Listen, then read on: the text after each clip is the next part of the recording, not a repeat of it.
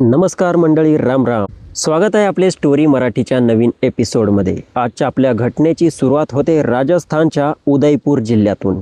उदयपूर जिल्ह्यामध्ये बालीच नावाचं एक गाव आहे आणि याच गावात राहणारा तेजपाल सिंग याच्याकडे स्वतःची 1.5 एकर जमीन असते आणि तो चांगली मेहनत मजुरी करत असतो. मात्र 1.5 एकरमध्ये त्याचा घर खर्च व्यवस्थितपणे चालत नसतो. त्यामुळे हा तेजपाल सिंग आपल्या गावापासून 10 किलोमीटर असणाऱ्या फॅक्टरीमध्ये काम करणं सुरू करतो. तेजपाल सिंग रोज सकाळी 8 वाजता या फॅक्टरीमध्ये जात असायचा आणि रात्री 8 वाजता घरी येत असायचा. तेजपाल सिंगच्या घरामध्ये त्याची एक सुंदर धर्मपत्नी असते, जिचं नाव असतं आचल देवी. आचल देवी ही दिसायला अतिशय सुंदर असते.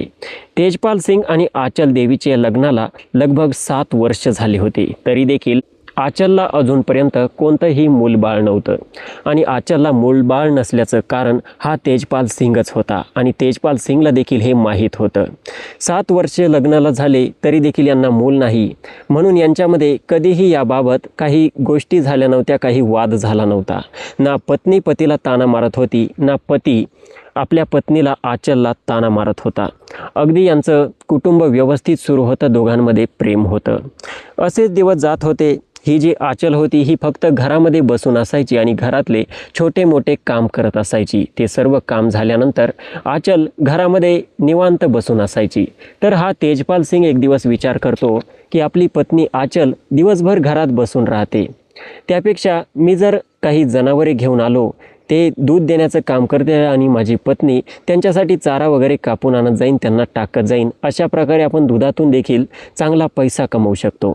तर तेजपाल सिंग आपल्या पत्नीला आचलला बोलतो, मी विचार करत आहे की आपण काही दुधाच्या गाई किंवा म्हशी घेऊन याव्या आणि तू त्यांना चारा वगैरे कापून टाकशील, आपल्याला चांगला पैसा येईल. आचलला ती गोष्ट पटते आणि आचल बोलते, ठीक आहे, तुम्ही 2 म्हशी विकत घेऊन टाका. आणि दुसऱ्याच दिवशी हा तेजपाल सिंग पत्नीसाठी 2 म्हशी घेऊन येतो, आपल्या घरापुढे बांधून देतो. आता जी आचल असते मित्रांनो, ही रोज शेतामध्ये जात असायची, त्या म्हशींसाठी चारा वगैरे कापून आणत असायची आणि त्या म्हशींना टाकत असायची. तेजपाल सिंग नियमितपणे आपल्या फॅक्टरीमध्ये काम करण्यासाठी जात असायचा. असेच दिवस जात होते. एक तारीख येते, 27 जानेवारी 2026चा दिवस असतो. ही आचल घरामध्ये बसलेली असते. ही विचार करते की गावामध्ये जे छोटंसं कापड दुकान आहे, या कापड दुकानात जाऊन आपल्यासाठी चांगली एखादी साडी विकत घ्यावी.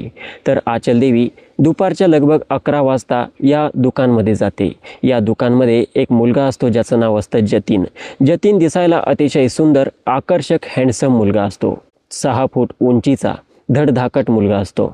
आणि ही आचल जेव्हा या मुलाच्या दुकानमध्ये जाते, हा मुलगा या आचलच्या सुंदरतेकडे फक्त बघतच राहतो. आचल जशी त्याच्याकडे जाते, हा जतीन बोलतो की काय वहिनी, बऱ्याच दिवसांपासून तुम्ही माझ्या दुकानवरती आल्या नाही. आचल बोलते की माझ्यासाठी एखादी चांगली साडी दाखव.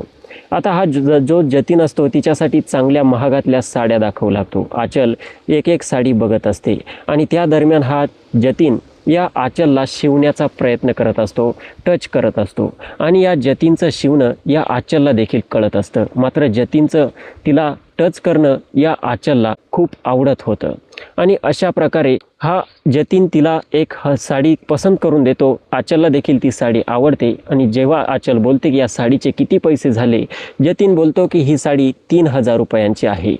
आचल जेव्हा 3000 रुपये याला देण्यासाठी देऊ लागते, तेव्हा जतीन बोलतो की तुम्ही पैसे देऊ नका, हे 3000 रुपये तर मी तुमच्याकडून कसेही वसूलू शकतो. आता ही आचल विचार करते की हा जो मुलगा आहे जतीन, दिसायला देखील अतिशय हँडसम आहे, का नाही मी याला आपल्या प्रेमाच्या जाळ्यात फसवावं. आणि ही आचल या जतीनसोबत अगदी प्रेमाने गोड गोड गप्पा गोष्टी करू लागते. जतीन देखील तिच्यासोबत गप्पा गोष्टी करू लागतो. बराच वेळ दोघांमध्ये गप्पा गोष्टी झाल्यानंतर ही आचल साडी घेऊन आपल्या घरी येते. आता तो दिवस जातो. तिचा पती तेजपाल सिंग रात्रीच्या 8 वाजता आपल्या फॅक्टरीमधून घरी येतो. ती पतीसाठी स्वयंपाक वगैरे बनवते. दोघांमध्ये चांगल्या प्रेमाच्या गोष्टी होत्या आणि ती रात्र जाते. आता जसा दुसरा दिवस उगवतो, ही आचल आपल्या म्हशींसाठी शेतात जाऊन चारा वगैरे घेऊन येते, म्हशींना चारा टाकते आणि त्यानंतर पुन्हा निवांत बसते. आता या आचलला विचार येतो की परत आपण त्या जतीनच्या दुकानमध्ये गेलं पाहिजे आणि त्याच्यासोबत प्रेमाच्या गोष्टी केल्या पाहिजे, जेणेकरून हा जतीन आपल्या प्रेमाच्या जाळ्यात फसेल. आणि ही आचल पुन्हा दुपारच्या 12 वाजता या जतीनच्या दुकानात जाते, त्याच्यासोबत गोड गोड गप्पा गोष्टी करू लागते आणि त्याच्याकडून आपल्या पतीसाठी देखील चांगले महागातले ब्रँडेड कपडे घेते. आणि जतीनला जेव्हा ती पैसे देत असते, जतीन फक्त तिच्या सुंदरतेवरती भाळलेला असतो. जतीनला देखील तिच्याकडून ते पैसे वेगळ्या पद्धतीने वसूल करायचे असते आणि जतीनला देखील या महिलेचं आकर्षण झालेलं असतं आणि जतीनच्या देखील या महिलेसोबत वेळ घालवण्याची इच्छा असते. जतीन बोलतो की तुम्ही पैसे देऊ नका, तुम्हाला काय पाहिजे ते घेऊन जात जा. आणि अशा प्रकारे या जतीनचं आणि या आचलमध्ये जवळपास प्रेम प्रकरण सुरू झालं होतं. दोघांमध्ये गप्पा गोष्टी सुरू झाल्या होत्या, हसी मजाक सुरू झाली होती. आता हे आचल जेव्हा तिला कधी वेळ मिळायचा, फ्री वेळ मिळायचा, तेव्हा ही जतीनच्या दुकानात जात असायची आणि त्याच्यासोबत गप्पा गोष्टी करत असायची. दुकान गावातील होतं, कस्टमर काही थोडेफार असायचे. जेव्हा कस्टमर कमी असायचे त्याचवेळी ही आचल जतीनसोबत बोलण्यासाठी जात असायची. आता एक तारीख येते, 7 फेब्रुवारी 2026चा दिवस असतो. आचलचा पती फॅक्टरीमध्ये कामाला गेलेला असतो आणि या आचलला घरी करमतच नसतं. दिवस कसा तरी पार झालेला असतो. तर संध्याकाळच्या लगभग 4 वाजेच्या दरम्यान ही आचल जतीनच्या दुकानवरती जाते. जतीनला बोलते की आज माझा पती घरी नाही आहे आणि तुला जर माझ्यासोबत वेळ घालवायची इच्छा असेल तर तू माझ्या घरी येऊ शकतो. जतीन जो असतो हा बोलतो की तू पुढे जा, 10 मिनिटातच मी तुझ्या घरी येऊन पोहोचतो. अशा प्रकारे ही आचल आपल्या घरी जाते आणि लगभग ती गेल्यानंतर हा जतीन दुकानचं शटर बंद करतो. आपल्या बाईकवरून या आचल देवीच्या घरी जाऊन पोहोचतो. आचल देवीचा दरवाजा वाजवण्यात येतो. आचल देवी दरवाजा उघडते तर समोर बघते हँडसम मुलगा जतीन उभा असतो. आता आचल देवी या जतीनला घराच्या आतमध्ये घेते, दरवाजा बंद करून घेते आणि त्यानंतर जतीन आणि आचल यांच्या दोघांमध्ये वाईट काम सुरू होतं आणि तोपर्यंत सुरू राहतं जोपर्यंत दोघांच्या इच्छा पूर्ण होत नाही, दोघांचं मन तृप्त होत नाही. आता हा जतीन सांगतो की मला जेव्हा इच्छा असेल तेव्हा मी तुझ्याकडे वेळ घालवण्यासाठी येत जाईन. आणि अशा प्रकारे हा जतीन आपल्या दुकानवरती पुन्हा निघून जातो. आता जेव्हा जतीनला वेळ मिळत असायची तेव्हा तो या आचल देवीच्या घरी येत असायचा. आचलचा पती दिवसा कधी घरी राहत नव्हता. मात्र या प्रेम कहाणीचा अंत तेव्हाच होतो जेव्हा हा जतीन आपले दुकान वगैरे विकून दुसऱ्या शहरामध्ये चालला जातो. आता इकडे जी आचल देवी असते ही परेशान राहू लागते. ही विचार करते की बरा आपला जतीन होता, वेळ घालवण्यासाठी चांगला मुलगा होता, त्याबद्दल चांगले कपडे मिळत होते, साड्या मिळत होत्या, मात्र तो देखील गेला आणि वेळ घालवण्यासाठी जो पती आहे तेजपाल सिंग हा काही कामाचा नाही.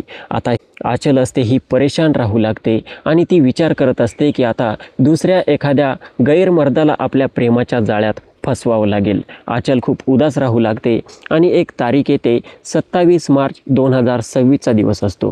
ही आचल आपल्या पतीला तेजपालला बोलते की या घरामध्ये कामे भरपूर असतात आणि त्यातल्या त्यात तुम्ही जनावरे देखील आणून ठेवलेले आहे. त्या जनावरांसाठी देखील मला चारा कापण्यासाठी शेतात जावं लागतं. मला खूप तकलीफ होत असते, खूप कामं असतं, त्यामुळे मला हे काही सहन होत नाही. जो तेजपाल असतो हा या आपल्या पत्नीला आचलला बोलतो की तू काही काळजी करू नको, माझा भाऊ आहे अंबादास, अंबादासचा जो मुलगा आहे राजेंद्र म्हणजे आपला पुतण्या, या राजेंद्रला मी या ठिकाणी बोलावून घेतो आणि त्याचं याच ठिकाणी शाळेमध्ये ॲडमिशन करून देऊ, जेणेकरून राजेंद्र तुझ्या छोट्या मोठ्या कामांमध्ये मदत करेल. आता आचल जेव्हा राजेंद्रचं नाव ऐकते आचल खूप खुश होते आणि अशा प्रकारे जो तेजपाल असतो आपल्या भावाला अंबादासला कॉल करतो आणि अंबादासला बोलतो की तुझ्या मुलाला म्हणजे माझ्या पुतण्याला राजेंद्रला तू माझ्या घरी पाठवून दे, कारण तुझी जी भाऊजाई आहे हिला खूप कामे असतात. राजेंद्र थोडीफार कामामध्ये मदत करीत जाईन आणि त्याबद्दल मी त्याला या ठिकाणी शाळेमध्ये त्याचं ॲडमिशन देखील करून देईन, त्याचा सर्व खर्च मी सांभाळून घेईन. यानंतर जो अंबादास असतो हा आपल्या भावाला तेजपालला बोलतो की जो राजेंद्र आहे हा आता शाळेमध्ये जातच नाही, कारण मागच्या वर्षी तो 9व्या इयत्तेत फेल झालेला आहे, तेव्हापासून तो घरीच राहतो. जो तेजपाल असतो हा आपल्या भावाला अंबादासला बोलतो की तू त्याची काही काळजी करू नको, मी सर्व काही सांभाळून घेईन, तो इकडे अगदी व्यवस्थित राहीन, तू त्याला पाठवून दे. पाल असतो हा राजेंद्रला दुसऱ्याच दिवशी आपल्या भावाकडे तेजपालकडे पाठवून देतो. आता सकाळच्या वेळी हा तेजपाल फॅक्टरीमध्ये गेलेला असतो आणि लगभग सकाळी 10 वाजेच्या दरम्यान राजेंद्र हा तेजपालचा दरवाजा वाजवू लागतो. आचल दरवाजा उघडते, समोर बघते तर राजेंद्र उभा असतो. राजेंद्र जेव्हा आपल्या चुलतीकडे बघतो तेव्हा आचलला बोलतो की काय काकी, तू तर पहिल्यापेक्षा चांगली जाडजूड झाली आहे, मात्र तू दिसायला देखील अतिशय सुंदर दिसत आहे. आता हे सर्व ऐकल्यानंतर जी आचल असते ही लज्जित होते आणि बोलते, काय रे राजेंद्र, तू देखील आता मोठा झाला आहे, जवान झाला आहे आणि खूप हँडसम दिसत आहे. राजेंद्र हसू लागतो आणि त्यानंतर ही आचल राजेंद्रला आपल्या घरामध्ये घेते, त्याला जेवण वगैरे करण्यासाठी देते. आता जो राजेंद्र असतो हा आपल्या चुलतीला आचलला बोलतो की आता येथून पुढे मी येथेच राहणार आहे. आचल बोलते की ठीक आहे, काही हरकत नाही, या घरामध्ये काही छोटे मोठे कामे राहतील, ते कामे बस तू करत जा आणि या घरामध्येच पडून राहत जा. राजेंद्र खूप खुश होतो आणि अशा प्रकारे तो दिवस जातो. तेजपाल संध्याकाळी घरी येतो, आपल्या पुतण्याला राजेंद्रला बघून खूप खुश होतो. आता राजेंद्रला आचलच्या घरी येऊन लगभग 10 ते 15 दिवस झाले होते आणि हा तेजपाल एक दिवस फॅक्टरीमध्ये काम करण्यासाठी जात होता.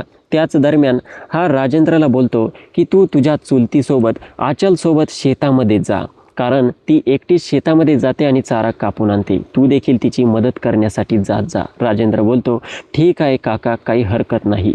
आणि एवढं बोलून तेजपाल आपल्या फॅक्टरीमध्ये चालला जातो. लगभग अर्ध्या पाऊण तासाने ही आचल राजेंद्रला बोलते की चल राजेंद्र, आता आपण दोघे शेतात जाऊन चारा कापून आणू. राजेंद्र बोलतो की चल काकी. आणि अशा प्रकारे हे दोघेही शेतामध्ये चारा कापण्यासाठी जातात. आज मौसम खूप खराब असतो, जसं की पाऊस येणार आहे असं वाटत असतं. त्यामुळे ही आचल आणि राजेंद्र घाईघाईत त्या ठिकाणी चारा कापू लागतात. आता या शेतामध्ये हा राजेंद्र इकडे तिकडे बघतो, आपल्या चुलतीकडे आचलकडे बघतो, तर आचलची सुंदरता बघून या राजेंद्रचं मन पिघळतं. हा सर्व गोष्टी विसरून जातो, सर्व नातेसंबंध विसरून जातो आणि या आचलची सुंदरता निहाळत असतो. आणि तितक्यात पावसाचा मोसम झालेला असतो, तर पावसाचे काही थेंब पडू लागतात. राजेंद्र आपल्या चुलतीला आचलला बोलतो की काकी, कदाचित पाऊस सुरू होणार आहे. आणि तितक्यात पाऊस देखील सुरू होतो आणि त्या पावसामध्ये आचल आणि राजेंद्र दोघेही भिजू लागतात. आता जी आचल असते ही राजेंद्रला बोलते की कदाचित हा पाऊस आता लवकर संपणार नाही, या ठिकाणी आपला रूम देखील आहे, या रूममध्ये चल. शेतामध्ये बनवलेलं एक पडकं तुडकं त्यांचं घर असतं. राजेंद्र आणि आचल त्या घरामध्ये जातात आणि घरामध्ये गेल्यानंतर दोघेही त्या ठिकाणी बसलेले असतात, दोघेही भिजलेले असतात. त्यानंतर देखील हा राजेंद्र अगदी आपल्या चुलतीला खेटून बसतो आणि आचलच्या सुंदरतेला बघून त्याला त्या ठिकाणी राहवत नाही. आता हा राजेंद्र आपल्या चुलतीच्या भिजलेल्या अंगाला स्पर्श करू लागतो आणि हा स्पर्श या आचलला देखील सुखावून जात होता. आचल त्याला कसलाही विरोध करत नव्हती. राजेंद्रची हिंमत आता आणखी वाढते. राजेंद्र आता तिला वारंवार स्पर्श करू लागतो.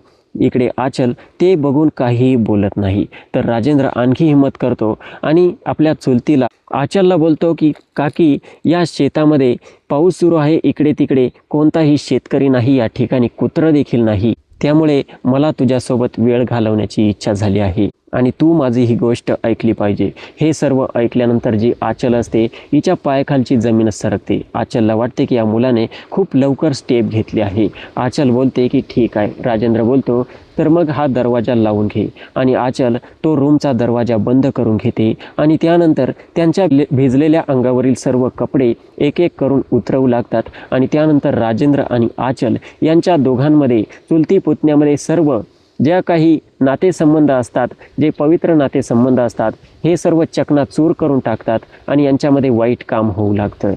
आचल या राजेंद्रकडून तोपर्यंत सुख घेत राहते जोपर्यंत तिची इच्छा पूर्ण होत नाही, तिचं मन भरत नाही, तिचं मन तृप्त होत नाही. आणि राजेंद्र देखील त्याची सर्व इच्छा या आचलकडून, त्याच्या चुलतीकडून पूर्ण करून घेतो. आता जेव्हा यांचं दोघांचं मन तृप्त होतं तितक्यात हे दरवाजा उघडून बघतात तर पाऊस देखील बंद झालेला असतो. आणि त्यानंतर दोघेही तो चारा घेतात आणि आपल्या घराकडे निघून जातात. आता येथून पुढे मित्रांनो, या चुलती पुतण्याचे हे प्रेम संबंध अशाच पद्धतीने सुरू झाले होते आणि तेजपालला याबद्दल कसलीही माहिती नव्हती. आता असेच काही दिवस जातात 1 एप्रिल 2026चा दिवस असतो. हा जो तेजपाल असतो आज सकाळचे लगभग 9 वाजले तरी देखील घरीच असतो.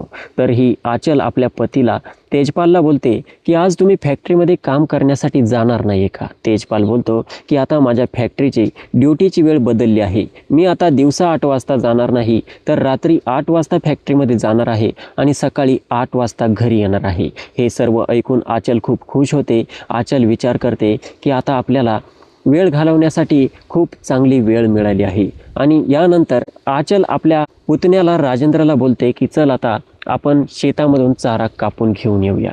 आणि राजेंद्र आणि आचल हे शेताकडे जाऊ लागतात. शेतात अर्ध्या रस्त्यामध्ये गेल्यानंतर ही आचल आपल्या पुतण्याला राजेंद्रला बोलत असते की राजेंद्र आता आपल्याला वेळ घालवण्यासाठी अख्खी रात्र मिळणार आहे, कारण तुझे काका आता रात्रीच्या 8 वाजता ड्युटीवरती जाणार आहे आणि सकाळी 8 वाजताच येणार आहे. हे सर्व ऐकून राजेंद्र देखील खूप खुश होतो. हे बोलता बोलता ते शेतात जाऊन पोहोचतात. शेतात चारा कापू लागतात. तर हे राजेंद्र पुन्हा आपल्या चुलतीच्या आचलची सुंदरता बघू लागतो आणि तिची सुंदरता बघून त्याची इच्छा तिच्यासोबत वेळ घालवण्याची होते. तो आपल्या चुलतीला आचलला बोलतच असतो की माझी इच्छा झाली आहे. तितक्यात त्या ठिकाणचा त्यांच्या शेताशेजारीच एक शेतकरी असतो ज्याचं नाव असतं अनुरुद्ध. हा अनुरुद्ध शेतकरी त्यांच्या जवळ येतो आणि त्यांच्यासोबत बोलू लागतो. आता तो आल्यानंतर राजेंद्रची सर्व इच्छा त्या ठिकाणी गळून पडते आणि त्यानंतर आचल आणि राजेंद्र हा चारा उचलतात आणि आपल्या घराकडे चालून येतात. आता घरी आल्यानंतर तो दिवस असा तसा पार होतो आणि जसा संध्याकाळचे रात्रीचे 8 वाजतात तेजपाल आपला डबा घेऊन आपली बाईक घेऊन आपल्या फॅक्टरीमध्ये काम करण्यासाठी निघून जातो. आता आचल देखील राजेंद्रला जेवण करण्यासाठी देते. दोघेही जेवण करतात आणि त्यानंतर रात्र होते. राजेंद्र जो असतो आपल्या रूममध्ये झोपलेला असतो. जेव्हा आचलचे सर्व भांडे वगैरे धुवून होतात, सर्व कामे आवरतात, तेव्हा ही आचल आपल्या रूममध्ये न झोपता विचार करते की आता आजची रात्र सर्व आपलीच आहे आणि ती आपल्या पुतण्याच्या राजेंद्रच्या रूममध्ये जाते. राजेंद्रला बोलते की आता मी हा दरवाजा देखील बंद करून घेते. आचल दरवाजा बंद करून घेते आणि त्यानंतर राजेंद्रसोबत आपले घाणेरडे काम, अश्लील काम करू लागते. आणि तोपर्यंत यांचे रात्रीचे हे काम सुरू होते जोपर्यंत यांचं मन भरत नाही, यांचं मन तृप्त होत नाही, कारण यांनी आत्तापर्यंत रात्रीच्या वेळी सोबत वेळ घालवलेली नसते. आता यांचं जेव्हा मन भरतं, तृप्त होतं, रात्रभर हे दोघेही एकत्रच त्या ठिकाणी झोपतात. आता असेच दिवस जात होते. चुलती पुतण्यामध्ये हे असे घाणेरडे काम वारंवार होत होते. 29 मे 2026चा दिवस असतो. हा राजेंद्र आपल्या चुलत्याला तेजपालला बोलतो की आज माझा वाढदिवस आहे आणि मला माझा वाढदिवस साजरा करायचा आहे. तर तेजपाल बोलतो की तुझा वाढदिवस साजरा करण्यासाठी तुला घरी जाण्याची काही गरज नाही. तुझा वाढदिवस मी धूमधाममध्ये याच ठिकाणी आपल्या घरीच मनवणार आहे. राजेंद्र खूप खुश होतो आणि राजेंद्र आपल्या चुलत्याला तेजपालला बोलतो की याबद्दल मला माझ्या वाढदिवसाबद्दल एक मोबाईल फोन देखील गिफ्टमध्ये पाहिजे आहे. तेजपाल बोलतो की ठीक आहे, आज आपण दोघे शहरात जाऊ आणि तुझ्यासोबत एक चांगला अँड्रॉईड मोबाईल देखील घेऊ आणि केक देखील घेऊन येऊ. आणि अशा प्रकारे जो तेजपाल असतो आज फॅक्टरीमध्ये काम करण्यासाठी जातच नाही. राजेंद्रला घेऊन तो शहरामध्ये जातो आणि शहरामध्ये गेल्यानंतर ते चांगला एक भारी केक पसंत करून तो केक विकत घेतात आणि त्यानंतर मोबाईल शॉपीमध्ये जाऊन एक राजेंद्रसाठी चांगला मोबाईल विकत घेतात. राजेंद्र खूप खुश होतो आणि त्यानंतर तेजपाल आणि राजेंद्र संध्याकाळच्या लगभग 4 वाजता घरी येतात. 4 वाजता घरी आल्यानंतर जी आचल असते ही निवांत घरामध्ये बसलेली असते, मात्र तिच्या चेहऱ्यावरती काहीतरी टेन्शन दिसत असतं. लगभग अर्ध्या पाऊण तासानंतर या आचलची तब्येत अचानक खराब होते. तिला चक्कर येऊ लागतात, उलट्या होऊ लागतात. त्यानंतर तेजपाल आणि राजेंद्र तिला उचलतात आणि जवळच्याच एका क्लिनिकमध्ये घेऊन जातात. क्लिनिकमध्ये एक लेडीज डॉक्टर जेव्हा आचलचा चेकअप करते, ती लेडीज डॉक्टर आचलला बोलते तुम्ही तर प्रेग्नेंट झालेले आहे. आता ही बातमी ऐकल्यानंतर आचल खूप खुश होते आणि तिच्यापेक्षा जास्त खुश होतो तिचा पती तेजपाल. खुश होऊन हे सर्वजण त्या क्लिनिकमधून घरी येतात आणि अगदी चांगल्या प्रकारे राजेंद्रचा जन्मदिवस साजरा करतात. केक वगैरे कट करतात. केक वगैरे कट करताना हा राजेंद्र या आचलकडेच अगदी वेगळ्या दृष्टीने बघत होता. आचल देखील आपल्या पुतण्याकडे राजेंद्रकडे अगदी अश्लील मादक दृष्टीने बघत होती. खरं तर आज यांना दोघांनाही खुशी झाली होती. आचलला कळून चुकले होते की ती प्रेग्नेंट कोणामुळे झाली आहे. आणि जेव्हा हा तेजपाल हात धुण्यासाठी घरातून बाहेर पडतो तेव्हा हा राजेंद्र बोलतो की या खुशीबद्दल, या आनंदाबद्दल आजची रात्र मला तुझ्यासोबत वेळ घालवायची इच्छा आहे. आचल बोलते की तुझं डोकं ठिकाण्यावर आहे का? आज तेजपाल जो आहे हा कामावरती जाणार नाही आहे, त्यामुळे आजचा दिवस थांब. राजेंद्र नाराज होतो आणि आपल्या रूममध्ये चालल्या जातो. आता जी आचल असते राजेंद्रसोबत त्यांच्या रूममध्ये जाऊन झोपतात. मात्र या आचलला राजेंद्रचा उदास चेहरा सहन होत नव्हता. ती विचार करत होती की आज इतका आनंदाचा दिवस आहे तर राजेंद्रचं मन मोडलं नाही पाहिजे. लगभग रात्रीचे 11 वाजलेले असतात. हा तेजपाल झोपी गेलेला असतो. आचल उठून बघते, तिचा पती निडरपणे झोपला होता. आता आचल तेथून अलगद उठते आणि आपल्या पुतण्याच्या रूममध्ये, राजेंद्रच्या रूममध्ये जाते. राजेंद्र आपल्या चुलतीला आचलला बघून खूप खुश होतो आणि बोलतो की दरवाजा देखील बंद करून घे. आता आचल दरवाजा बंद करून घेते आणि त्यानंतर तेजपाल घरामध्ये असतानाच, दुसऱ्या रूममध्ये असतानाच इकडे आचल आणि राजेंद्र दोघांमध्ये घाणेरडं आणि वाईट काम सुरू होतं. तोपर्यंत सुरू राहतं जोपर्यंत यांचं मन भरत नाही. आचलला कसलीही भीती वाटत नाही. ती राजेंद्रच्या मिठीमध्ये पूर्णपणे विसावून जाते. आता लगभग रात्रीचे 12 वाजलेले असतात. 12 वाजता या तेजपालला कसल्याशा आवाजाने जाग येते. तेजपाल डचकून उठतो आणि आपल्या किचनमध्ये जाऊन बघतो तर मांजरीने सर्व भांडे वगैरे पाडून दिले होते. हे सर्व बघून जो तेजपाल असतो सर्व भांडे वगैरे उचलतो, ते व्यवस्थित लावतो. तितक्यात त्याला आठवते त्याची पत्नी त्याच्या अंथरुणावरतीच नाही आहे. आता हे सर्व बघून तेजपालला काहीशी शंका जाणवू लागते. तेजपालला कळत नाही की आपली पत्नी आचल नक्की गेली कुठे. आता तो तिला चौफेर घरामध्ये शोधू लागतो. एवढं करून देखील त्याला कुठे दिसत नाही. तर तेजपाल विचार करतो की राजेंद्रला विचारून बघावं. आता तेजपाल या राजेंद्रचा दरवाजा वाजवू लागतो. आता धडाधड दरवाजा वाजवू लागल्यानंतर जी आचल असते आणि राजेंद्र असते त्या ठिकाणी पूर्ण आपत्तीजनक अवस्थेमध्ये असतात. ते डचकतात, घाबरतात. तिकडून तेजपाल जोरजोरात राजेंद्रला आवाज देत असतो. राजेंद्र आपल्या चुलत्याचा आवाज ऐकून पूर्ण घाबरतो आणि पटकन आपले कपडे घालून दरवाजा उघडतो. तो हे देखील बघत नाही की त्याच्या चुलतीने आचलने कपडे घातले आहे की नाही. आता जो तेजपाल असतो जसं दरवाज्यातून आत बघतो त्याला भयंकर राग येऊ लागतो, कारण त्याची पत्नी आचल आपत्तीजनक अवस्थेमध्ये बेडवरती पडलेली असते.